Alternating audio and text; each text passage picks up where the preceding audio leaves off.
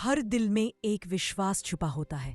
जब मुश्किलें बढ़ती है तो वही विश्वास रूप ले लेता है हनुमान जी के नाम का। आज सुनिए एक ऐसी अनमोल कथा जहां शनिदेव और महाबली हनुमान हमें सिखाते हैं भक्ति, करुणा और विनम्रता का सच्चा अर्थ। दादी माँ, आज कौन सी कहानी सुनाओगे? अरे बेटा, आज एक बहुत पुरानी कहानी सुनाऊंगी। हनुमान जी और शनिदेव की मुलाकात की कहानी। जो सिर्फ ताकत नहीं, दया और भक्ति का अर्थ समझाती है। दादी अपनी पुरानी किताब खोलती है और कहानी शुरू करती है। बहुत पुराने समय की बात है, जब देवता, असुर और मनुष्य एक साथ रहते थे।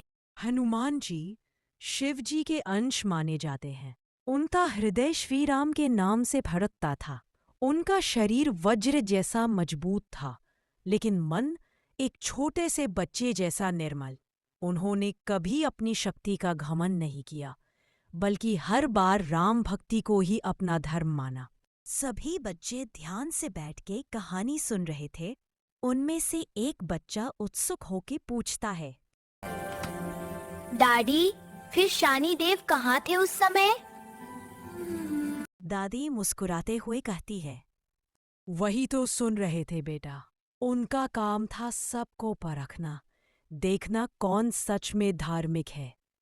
शनिदेव को कर्मफलदाता माना जाता है। सब कहते हैं हनुमान तेजवान है, महावीर है। आज देखते हैं उनके ऊपर मेरी दृष्टि क्या असर करती है। दादी फिर बताती है, शनिदेव अपनी दृष्टि से सबको कष्ट देते थे, पर हनुमान जी के लिए ये परीक्षा थी।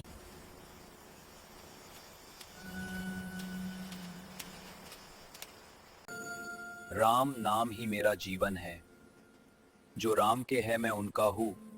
बजरंगबली अपनी ध्यान में लीन थे, तभी शनिदेव ने उनकी और दृष्टि डाली। मुझसे बड़ा कोई बलवान नहीं, आज तुम्हें मेरी शक्ति का एहसास होगा। शक्ति तो सब राम से आती है शनिदेव, अगर आप चाहें तो मेरी परीक्षा ले सकते हैं। शनिदेव ने अपनी दृष्टि हनुमान पर डाली, पर कुछ न हुआ। उल्टा उन्हीं के पैर जलने लगे। आह, ये क्या हो रहा है? तुम्हारा तेज तो अग्नि सा तप रहा है। ये तेज मेरा नहीं, श्री राम का प्रसाद है। जहां राम का नाम है, वहां कष्ट कैसे रहे? ध्यान से कहानी सुन रहे बच्चे दादी माँ से पूछते हैं, दादी माँ, फिर क्या शनिदेव डर गए थे? डर नहीं बेटा, उन्हें समझ आ गया कि हनुमान जी सिर्फ बलवान नहीं, करुणामय भी है। तब शनिदेव को एहसास हुआ, ये कोई सामान्य वानर नहीं, ये तो भक्ति और बल का संगम है, वीर हनुमान। बजरंगबली, मुझे क्षमा करो, मैं आपके तेज और भक्ति का अर्थ समझ नहीं पाया। क्षमा उसी को मिलती है जो हृदय से प्रार्थना करे। आपका कर्तव्य परीक्षा लेना था, मेरा कर्तव्य दया दिखाना। तब हनुमान जी ने शनिदेव को अपने तेल में लपेटकर उन्हें कुछ समय तक बांधा रखा, ताकि उनका अहंकार मिट जाए। अब आपको समझ आ गया? शनिदेव, जो राम का भक्त है, उसका कोई कुछ नहीं बिगाड़ सकता। समय ठहर गया था। हनुमान जी ने शनिदेव को मुक्त किया। उनके चेहरे पर कृपा थी, शनिदेव के नयनों में विनम्रता। हे बजरंगबली, मैंने अपनी शक्तियों पर गर्व किया, पर आज समझा भक्ति के सामने सब शक्तियां नम झुकाती है। शनिदेव, शक्ति तभी पवित्र होती है जब उसमें दया का संग हो।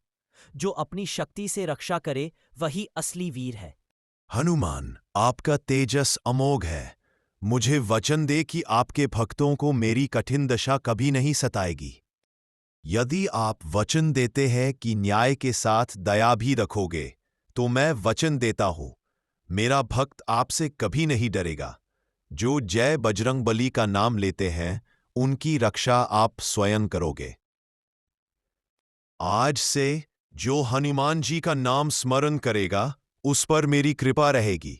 मैं उसके कर्म को सुधार दूंगा, ना कि उसे दुखी करूंगा। यह वचन आज भी सच है। इसीलिए जब शनि की दशा कठिन हो जाती है, लोग हनुमान जी की शरण लेते हैं और बजरंग बली अपने भक्तों के जीवन में प्रकाश भर देते हैं। याद रखो, मनुष्य के पाप उसका भविष्य नहीं बनाते, उसका विश्वास बनाता है। जो राम का नाम लेते हैं, उनका दिल कभी अंधेरा नहीं होता। इस प्रकार हनुमान जी ने न सिर्फ शनिदेव का अहंकार मिटाया, बल्कि दुनिया को ये सीख दी कि भक्ति से बड़ा कोई अस्त्र नहीं और करुणा से बड़ा कोई बल नहीं। दादी, कितनी सुंदर कहानी थी ये। अब समझ में आया कि हनुमान जी को संकट मोचन क्यों कहा जाता है। हाँ दादी, अब जब भी डर लगेगा या कोई कठिनाई आएगी, मैं बस जय बजरंग बली कहूंगा। सही कहा बच्चों, जो मन से हनुमान जी का नाम लेता है, उसके सारे संकट दूर हो जाते हैं। जय बजरंग बली, जय श्री राम। अगर आपको भी ये कहानी पसंद आई हो तो इसे लाइक करना मत भूलिएगा और शेयर कीजिए अपने दोस्तों और परिवार के साथ, ताकि सबको हनुमान जी की शक्ति और भक्ति का संदेश मिल सके। और हाँ, सब्सक्राइब जरूर कीजिए हमारे चैनल को, ताकि अगली बार की कहानी आप सबसे पहले सुन सके।